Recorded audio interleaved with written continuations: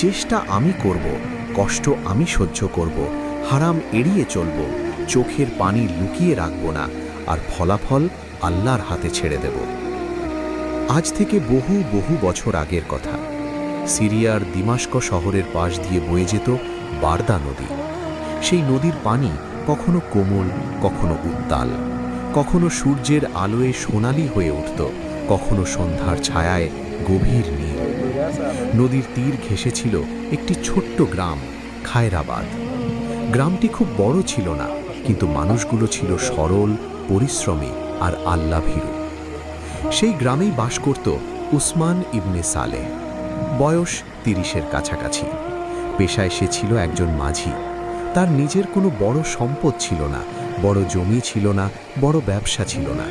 তার একমাত্র ভরসা ছিল একটি কাঠের নৌকা, ২ হাতের পরিশ্রম আর আল্লাহর উপর